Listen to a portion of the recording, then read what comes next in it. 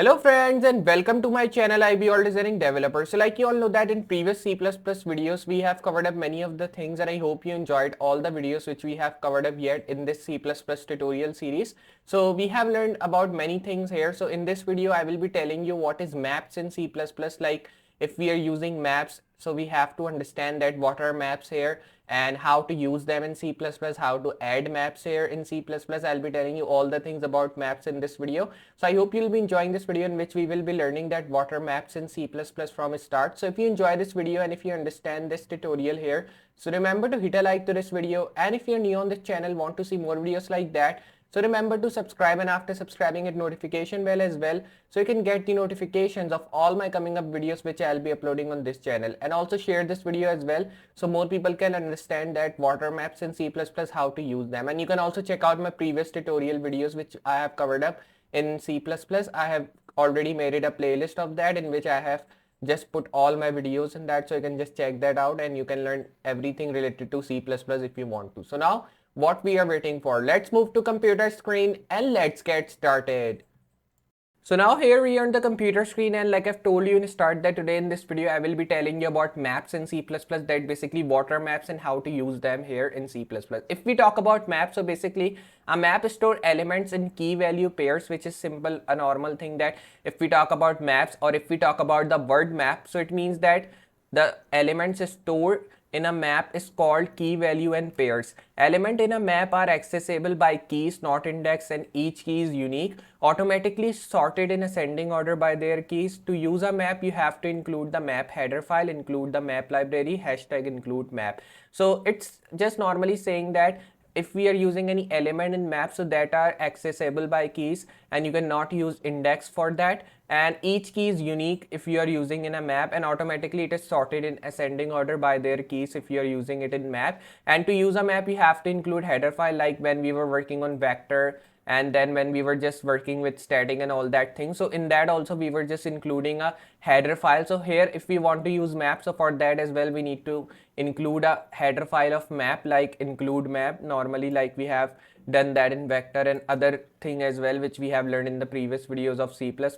So if we talk about that how you can create a map, so to create a map, use the map keyword and specify the type of both the key and the value it should store within angle bracket. At last specify the name of map, like map key type, value type, map name. So normally if you want to create a map, first of all you need to add a map keyword, and after that you need to write the type of your map, like if you are creating a string in a map, so you need to write a string. If you are creating an integer, you need to write integer. So I'm using both string and integer because I need to create both things in my map, so that's why I will be first of all adding my map keyword, and in the type I will be adding string and init, which is a string and integer, because I will be using both of them in my map keyword or in my map tag. And after that I will be giving my map name, which will be people. So create a map called people that will store string as keys and integer as values. So keys is string and the integers are this init, which is the short form here. And if you want to add elements at the time of declaration, so place them in a comma separated list inside curly braces. So normally you need to apply the same procedure like we were doing in vector, but in vector you cannot add elements at the time of declaration. But if we talk about like map, so in map you can add the elements in the time of declaration, and you need to add them by using separated list, or you can also say place them in a comma separated list, so that you can add them inside curly braces normally like we does when we create any map or any other thing like vector as well. So if we see example here, so like this you need to create a map here, and you can add any of your values which you want to add. Like in string I have written one name as John, and after that I've given one integer value as well, because I'm using both string and integer. That's why this John will be considered as a string, which is a name written in a string, and this integer which is a number. So obviously if you are writing any number, it will be considered as an integer. That's why you need to add any, you don't need to add anything, you just need to add the number. Like here is 32, so it will be counted as an integer. And normally I have done same thing in other two curly braces as well, because I need to add 3 strings and 3 integers.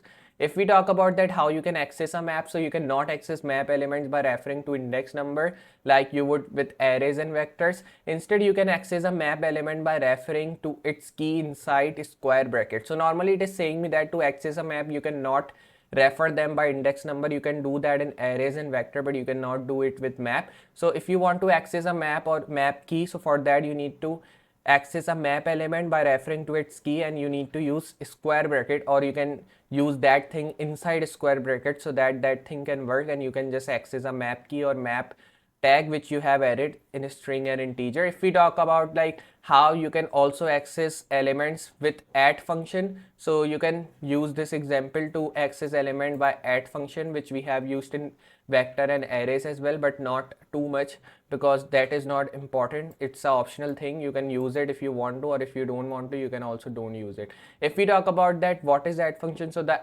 dot add function is often preferred over square brackets because it throws an error message if the element does not exist. So it is saying me that add function is offered, like you can say often preferred over square bracket, means it is normally used over square bracket because it is you can say an optional thing. So we can use it to access any array or access any map element like this. If you want to use, you can use that because it throws an error message, and if element does not exist, you will be getting an error message. But if element is exist, so you will be not getting any error message, and you will be getting this dot add function running in your terminal. If we talk about that, how you can change values, so you can also change values of the associated with a key. Like if I'm writing any value associated with my map key, so that can be changed by using this example. You can do that. And other example is this, because you can do same thing with different examples or different methods. Like if I'm using a different method here, so I can use different method here in the other example in which you have to write only short code. So the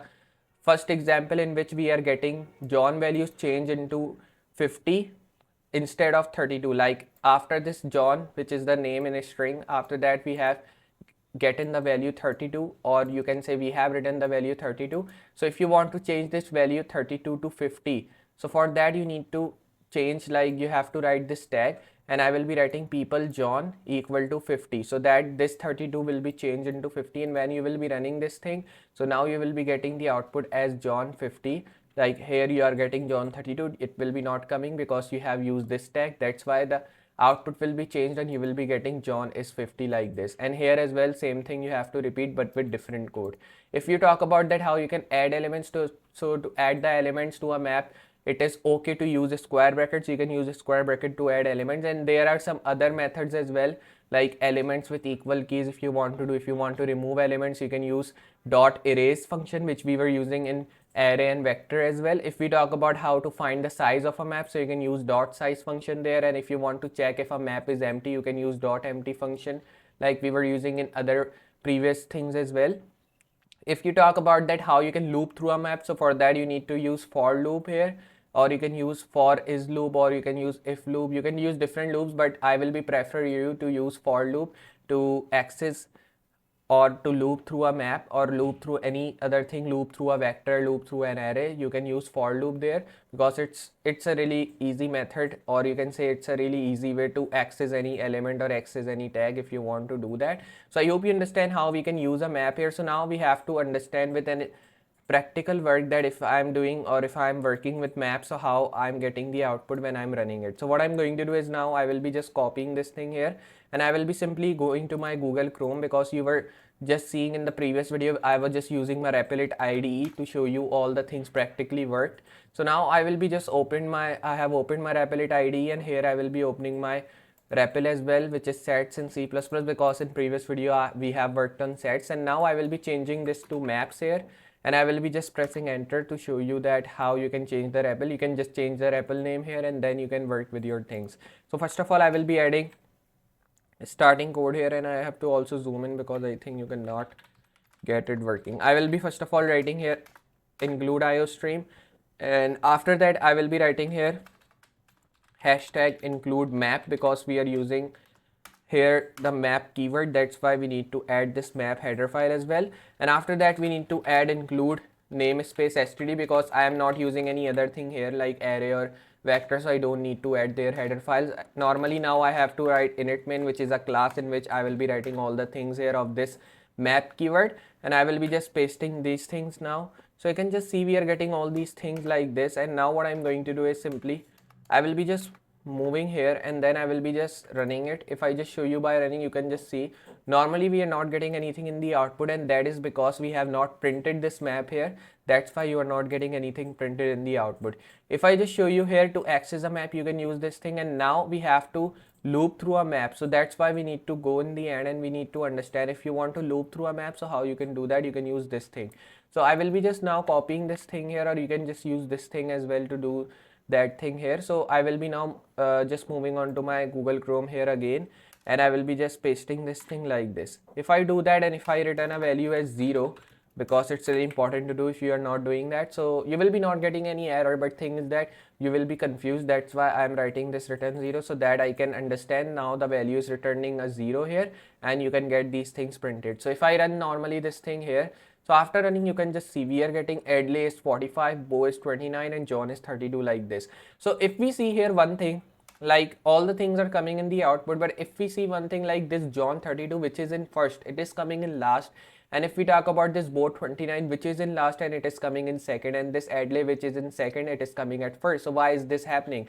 It is happening because, like I've told you in the start, that when you are running anything in map, it will be automatically arranging all the things in ascending order, and that's why when I'm running this thing, so it is giving me all the things printed but in ascending order. That's why you are getting this Adley which is starting from A as first printed, and then second you are getting this Bo because B is, like you can say, after A it is B, so that's why you are getting this Bo printed after that, and after that in the last we are getting this John because J is after B, that's why. So you can just see we are getting all the things printed perfectly fine, and we are also getting all the things printed as ascending order, and that's the way to use a map or map key here in C++. If we talk about that how you can access a map, like I have shown you that you cannot use index number for that, so that's why I will be just moving at the top, and I will be just now accessing a map by using this different things here. Like if you want to use it, so you can just associate with a key here which is of John. So I will be now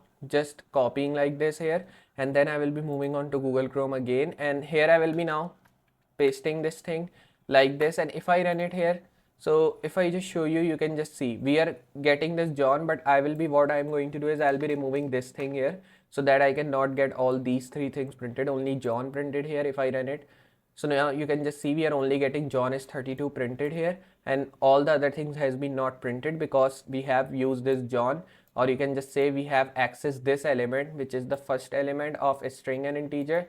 And when we have accessed this element, so these two elements which we are getting is not been accessed, and that's why I'm getting this John 32 printed here in the output. So I hope you understand how you can access the element, how you are printing the element and getting the output here in your terminal. So like this you can use map and map key in C++.